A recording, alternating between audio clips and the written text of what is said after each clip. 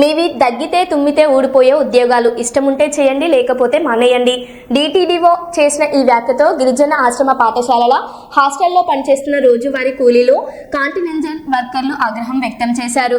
వారి ఆవేదన ప్రకారం గత బీఆర్ఎస్ ప్రభుత్వం నెలకు 13,600 జీతం చెల్లించగా ప్రస్తుత కాంగ్రెస్ ప్రభుత్వం 10,400కి పరిమితం చేసింది.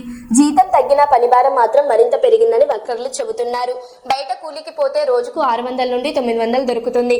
ఇక్కడ ఇంత కష్టపడ్డా రోజుకి 400 కూడా రావడం లేదని ఒక కాంటినెంటల్ వర్కర్ వాపోయాడు. ఈ పరిస్థితి నిరసిస్తూ వర్కర్లు నర్సాపూర్ మున్సిపాలిటీలోని ఇంటిగ్రేటెడ్ హాస్టల్ ఎదుట నిరవధిక సమ్మె ప్రారంభించారు.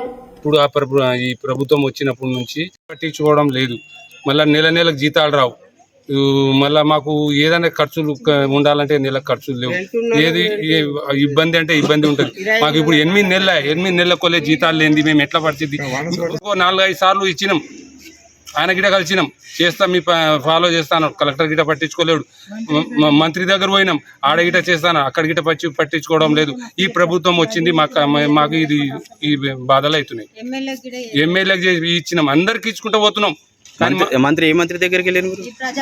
ప్రజాభవన్కి వెళ్ళినాం, కమిషనర్ దగ్గర ప్రజాభవన్కి వెళ్ళినాం. అక్కడికి వచ్చిర్రు, మేము ఫాలో చేస్తాము, మీ పండుగ లోపల జీతాలు పడతాయి అన్నారు. జీతాలు రావడం లేదు. మా పరిస్థితి మరి ఘోరం ఉంది. ఇంటికాడ ఏం చెప్పుకోవాలి? మా పోర్లు చదివించాలంటే ఫీజు కట్టాలి.